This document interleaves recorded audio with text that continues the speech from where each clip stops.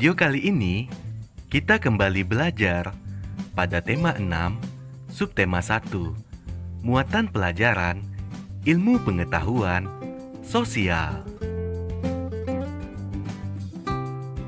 Mengidentifikasi interaksi manusia dengan lingkungan alam dan pengaruhnya. Interaksi adalah suatu kegiatan yang terjadi antara dua objek dan saling memengaruhi satu sama lain. Manusia melakukan interaksi dengan lingkungan alam. Interaksi manusia dengan lingkungan alam atau sebaliknya terbentuk secara alami. Petani berinteraksi dengan sapi untuk membajak sawah. Interaksi petani dengan kelapa sawitnya. Buah kelapa sawit yang sudah dipanen kemudian dikirim ke perusahaan minyak goreng. Interaksi manusia dengan lingkungan alam dikelompokkan menjadi dua. Yang pertama, interaksi manusia yang menyesuaikan diri dengan alam. Yang kedua, interaksi manusia yang memanfaatkan alam sekitarnya. Ayo perhatikan contoh interaksi manusia dengan lingkungan alam dalam tabel berikut. Interaksi manusia yang menyesuaikan diri dengan alam, seperti nelayan memilih waktu untuk berlayar sesuai keadaan cuaca agar terhindar dari bencana dan memperoleh tangkapan ikan yang banyak. Petani menyesuaikan waktu tanam dengan musim hujan agar tanamannya dapat tumbuh dengan baik. Manusia menghindari tinggal di daerah yang rawan bencana. Selanjutnya, contoh interaksi manusia yang memanfaatkan alam sekitar. Manusia mengolah sumber daya alam untuk beragam kebutuhan, seperti makanan, pakaian, dan industri. Manusia membangun bendungan untuk mengairi lahan pertanian yang kekurangan air. Selanjutnya, manusia membuka lahan pertanian dan perkebunan. Interaksi manusia dengan lingkungan sesuai bentang alam. Yang pertama, interaksi manusia dengan lingkungan alam di pegunungan. Pegunungan adalah tempat yang terdiri atas gunung-gunung dengan jumlah lebih dari satu. Sumber daya alam di daerah pegunungan antara lain teh, kopi, ubi, sayuran, dan buah-buahan. Pekerjaan utama masyarakat di pegunungan adalah petani. Bentuk interaksi masyarakat di daerah pegunungan dan hasilnya dapat kita simak dalam tabel berikut. Bentuk interaksi bercocok tanam terutama teh, kopi, sayuran, buah-buahan, dan palawija. Hasil interaksi mudah mendapatkan hasil perkebunan, sayuran, buah-buahan, dan palawija. Bentuk interaksi yang kedua melakukan penghijauan. Hasilnya, tersedianya sumber air bersih dan mencegah terjadinya tanah longsor di pegunungan.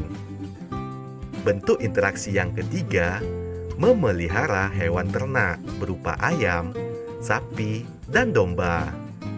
Hasil interaksinya mudah mendapatkan telur, susu, dan daging. Bentuk interaksi yang berikutnya melakukan penambangan seperti belerang, kapur, dan pasir. Hasil interaksinya mudah mendapatkan barang tambang seperti belerang, kapur, dan pasir. Bentuk interaksi yang terakhir mengelola kawasan pegunungan menjadi objek wisata. Hasilnya meningkatkan pendapatan masyarakat. Yang ketiga, interaksi manusia dengan lingkungan alam di dataran rendah. Dataran rendah adalah bagian daratan yang datar dengan ketinggian antara 0 sampai dengan 200 meter di atas permukaan laut. Sumber daya alam yang terdapat di daerah dataran rendah antara lain padi, jagung, kacang tanah, tebu, dan kayu jati. Pekerjaan utama masyarakat di dataran rendah adalah petani dan peternak. Berikut contoh bentuk interaksi masyarakat di daerah dataran rendah. Bentuk interaksi yang pertama, bercocok tanam, terutama padi, palawija, jati, dan tebu. Hasilnya, mudah mendapatkan padi, palawija, jati, dan tebu. Bentuk interaksi yang kedua, melakukan penambangan seperti minyak bumi, tembaga, dan mangan. Hasilnya, mudah mendapatkan hasil tambang seperti minyak bumi, tembaga, dan mangan. Bentuk interaksi yang ketiga, melakukan penghijauan. Hasilnya, tersedianya sumber air bersih dan mencegah terjadinya tanah longsor di bantaran sungai. Bentuk interaksi yang keempat, memelihara hewan ternak seperti ayam, sapi, kambing, kuda, dan ikan air tawar. Hasil interaksinya mudah mendapatkan telur, susu, daging, dan ikan air tawar. Bentuk interaksi yang selanjutnya, mengelola kawasan industri berwawasan lingkungan. Hasilnya, lingkungan di sekitar kawasan industri tetap terjaga kelestariannya. Interaksi manusia dengan lingkungan alam di pantai. Pantai adalah bagian daratan yang berbatasan langsung dengan laut dan merupakan daerah pasang surut air laut.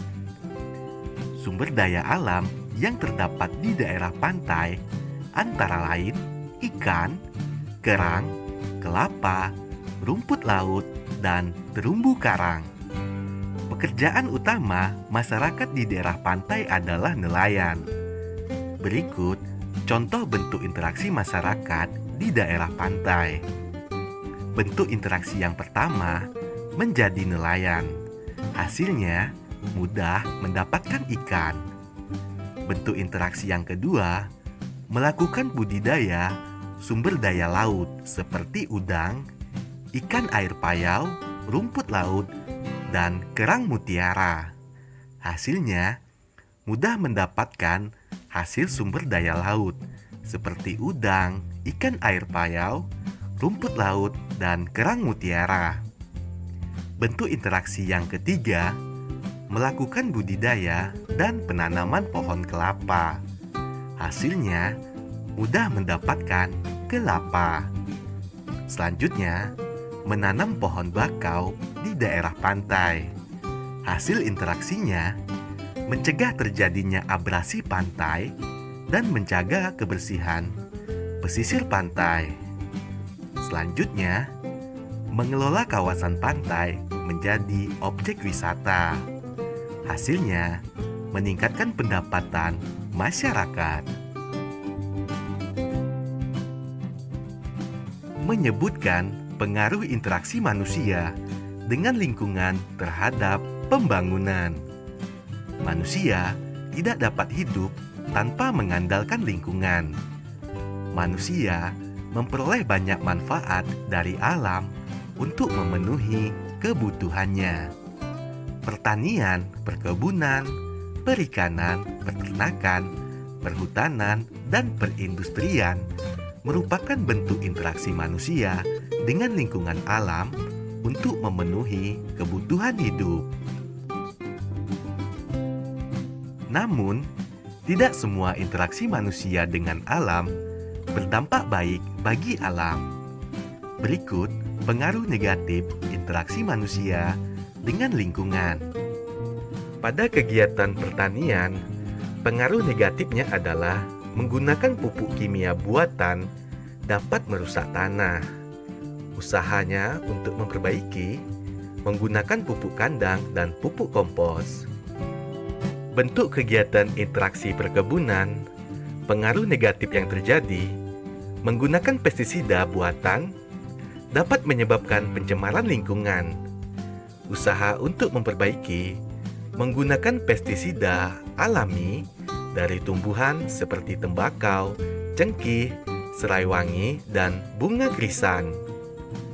Selanjutnya peternakan. Pengaruhnya, membuang limbah peternakan ke sungai dapat menyebabkan bau tidak enak dan menyengat. Usaha untuk memperbaiki memanfaatkan limbah peternakan sebagai bahan pupuk dan energi alternatif. Perikanan, pengaruh negatif yang terjadi, membuang limbah sisa pengolahan ikan secara sembarangan dapat menyebabkan pencemaran lingkungan. Usaha untuk memperbaiki memanfaatkan limbah sisa pengolahan ikan sebagai bahan pupuk dan pakan ternak ikan.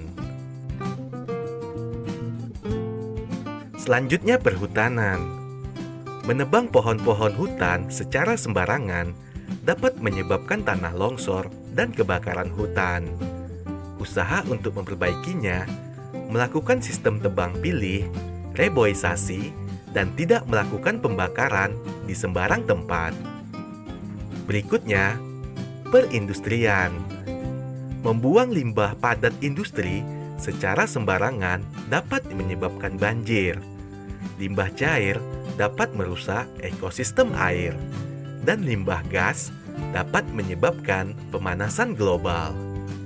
Usaha untuk memperbaikinya mengolah limbah padat menjadi benda lain yang berguna, mengolah limbah cair sebelum dibuang, dan mengontrol emisi gas buangan industri. Dampak interaksi manusia dengan lingkungan pada perkebunan kelapa sawit. Dampak positifnya meningkatkan lapangan pekerjaan penduduk sekitar, meningkatkan pembangunan daerah seperti dibangunnya akses jalan raya.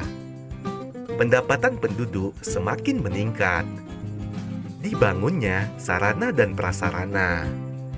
Dampak negatifnya, berkurangnya keanekaragaman hayati karena hanya dibudidayakan tanaman kelapa sawit saja.